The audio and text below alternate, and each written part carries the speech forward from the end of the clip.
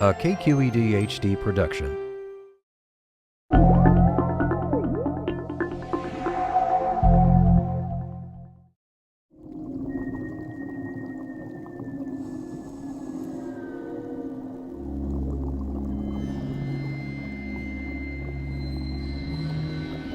They are the creatures of our nightmares, shadows silently lurking within the cold, dark depths. In the underwater world, they are the masters. The great white shark. Most people think that white sharks are just brainless killing machines, the ultimate predator in the ocean. It can eat anything, it can kill anything, nothing can kill it. They're wrong. The beast of our imaginations may not be the monster we think it is.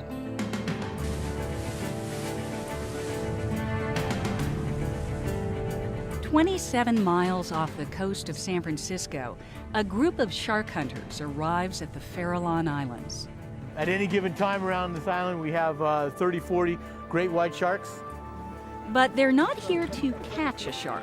They're here to meet one. Look that way. A private company called Great White Adventures has taken a group of eco-tourists out to the islands in hopes of getting an up-close encounter with a great white shark. Land on the boat.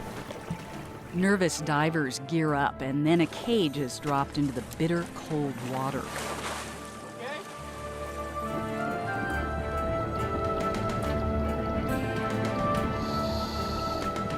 The Farallon Islands are prime white shark habitat, and each fall during the seal breeding season, large concentrations of great whites come to this very spot. Scott Anderson has been studying the shark population here for more than 20 years and has gotten to know these animals well. The white shark community that's here is adult males and females, mostly males. The ratio is 2-to-1 males to females. And the males average between 14 and 16 feet, and the females are 15 to 18 feet. And so these are big, mature animals. It's sort of a prime feeding spot. So in being a prime spot, the healthiest, largest individuals are able to exploit it. And the littler, smaller sharks are forced to feed somewhere else.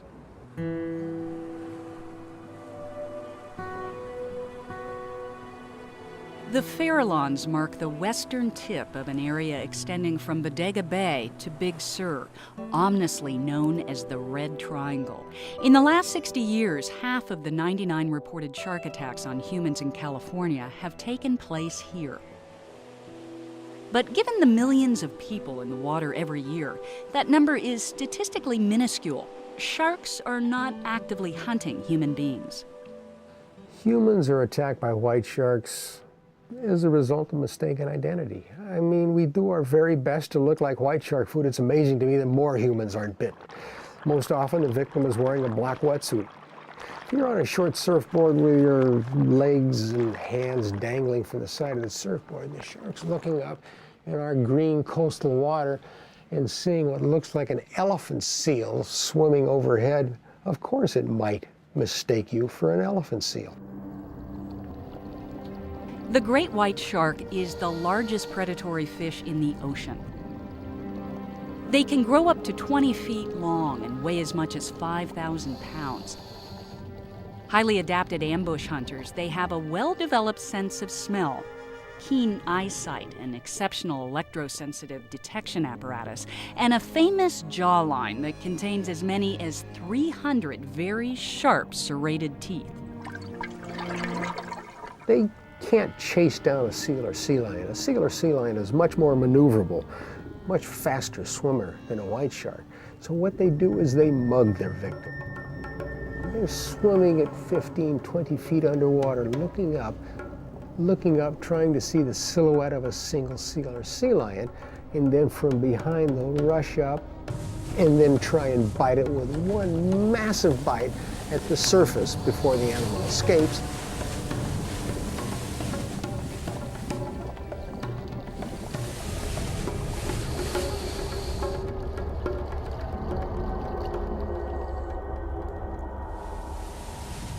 Even with all the attention paid to great white sharks, we still know surprisingly little about them. It remains a mystery exactly how many there are, and no one has ever witnessed a white shark giving birth. Scientists are still learning about their feeding behavior, growth rate, and even where, when, and how they breed. What is known is they are curious and aware, and seem to be always exploring their environment. It is not a mindless predator. It is a fairly sophisticated animal. There is interaction between individuals, there is a rank order in feeding, and most certainly the females are dominant within the system. Are they the strongest, toughest animal in the ocean? No, humans are. Despite their fearsome reputation, it's sharks who are now in serious peril. The predator has become the prey. Sharks are in trouble worldwide. Shark numbers have declined so dramatically during the last 20, 30 years that most biologists can't imagine that this could even have happened so quickly. And in the numbers that it has happened worldwide, more than 90% of the big fish in the ocean are gone. These are the marlins and the swordfishes and the sailfishes, the big tunas, and the big sharks. There are nearly 400 different species of living sharks, many of which are now facing possible extinction. Humans kill more than 70 million sharks each year. Although global numbers are unknown, research shows many shark populations are crashing. They're particularly susceptible to human overfishing and killing because sharks have so few young. Something like a white shark won't have more than half a dozen or a dozen young in its life, even if there weren't human beings on the planet. To feed a seemingly insatiable appetite for shark fin soup, many shark species are being pushed to the breaking point. Now, because of the Chinese market for shark fin soup, people are fishing directly for sharks, catching as many sharks as they can in the open ocean, and it's becoming a very valuable commodity.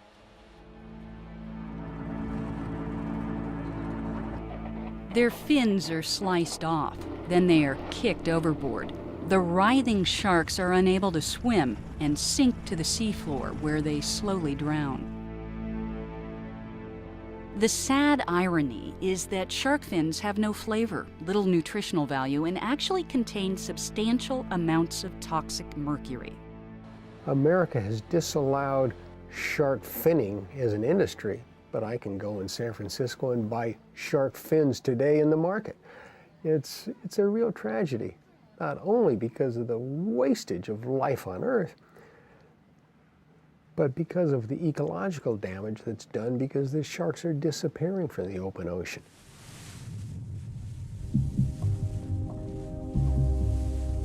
As apex predators, sharks are vital to maintaining the natural health of the ocean. In order to better protect the white shark, researchers with the Tagging Pacific Predators Program, or TOP, have been following 179 great whites in the northern Pacific. Using satellite and acoustic tags, the scientists from Stanford University, NOAA, and other institutions have mapped the migratory patterns of these majestic animals and gained some revealing information. Originally, people thought maybe the sharks went from out here at the Farallones to the coast and back and forth, and they were always in the general area. But from the satellite tags that we put on, we know that the sharks, after, let's say, sometime in the middle of February, they leave. The tags have shown that the sharks spend the majority of their time in three particular areas of the Pacific: the North American shelf waters off California, around Hawaii, and a puzzling area scientists call the White Shark Cafe, located in the open ocean approximately halfway between Baja California and the Hawaiian Islands. It's a huge area, and that's where the sharks end up. What they're doing there, we don't know yet. We know they do a lot of diving, but whether it's related to feeding, resting, or some kind of mating behavior, just don't know. But it is interesting they all go there and they all leave after a certain time of being along the coast here. Researchers were surprised when acoustic receivers installed to listen for salmon picked up the signal of 5 tagged white sharks entering San Francisco Bay at different times in 2007 and 2008. But since it was generally thought that great whites stayed outside the Golden Gate, there were no detectors set up inside the bay to indicate where they went once they entered. There's quite a bit of information that's come out in recent years that tells us all kinds of stories, but we still don't really have the whole picture yet. Still, when it comes to the end of the day, when the sun goes down, nobody knows where they're swimming or what they're doing or how they're going about it. So there really is still a big mystery out there. The more information scientists can gather, the better we can help protect these magnificent animals in the future. And for the divers at the Farallones, fear is being replaced with respect. To see a big white shark is sort of, it's one of those moments that stops time for you and you forget about time and what you were thinking about, and you just become sort of in awe. Anytime you see an animal in its natural environment doing what it does naturally and you appreciate that, then you become a friend. Then you're on that same level with the animal and you can't help but appreciate it.